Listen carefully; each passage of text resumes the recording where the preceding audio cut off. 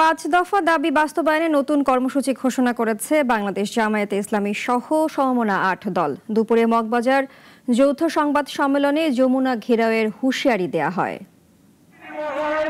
গণভোটের দাবিতে পল্টনে মঙ্গলবার সমাবেশ করে 8 দল। একই দাবিতে রাজধানীর মগবাজার আলফালা মিলনায়তনে আন্দোলনরত দলগুলোর নেতাদের যৌথ সংবাদ সম্মেলন করে জামায়াতে ইসলামী সহ 8 দল। নাশকতা সৃষ্টির পায়তারা করছে।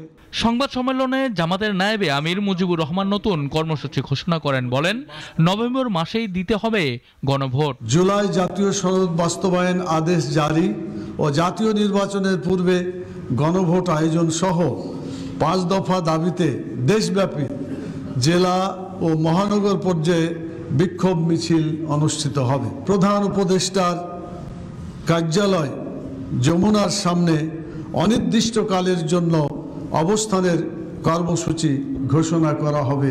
জামাতে ইসলামী সহ 8 দল নানা কর্মসূচি দিয়ে নির্বাচন পেছাতে চাইছে, এমন প্রশ্নের জবাবে জামাতে ইসলামীর সেক্রেটারি বলেন, জুলাই সনদ বাস্তবায়নের আদেশ জারি ও নভেম্বরে গণভোট হলে জানুয়ারিতে নির্বাচন করতেও তাদের আপত্তি নেই।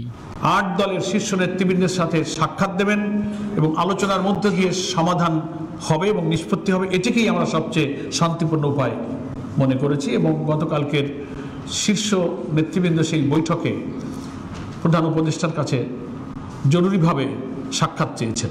যৌথ সংবাদ সম্মেলনে উপস্থিত ছিলেন ইসলামী আন্দোলন বাংলাদেশের মহাসচিব ইউনুস আহমদ, খেলাফত মজলিসের আমির মাওলানা আব্দুল বাসিত, জামাতের সহকারী সেক্রেটারি জেনারেল রফিকুল ইসলাম খান, এহসানুল মাহবুব জুবায়ের, ইসলামী আন্দোলনের প্রেসিডিয়াম সদস্য আশরাফ আলী আকন, জাকপার সহসভাপতি রাশেদ প্রধান সহ 8 দলের শীর্ষ নেতারা। আসসালামু আলাইকুম। সানি আহমেদ, নাগরিক, ঢাকা।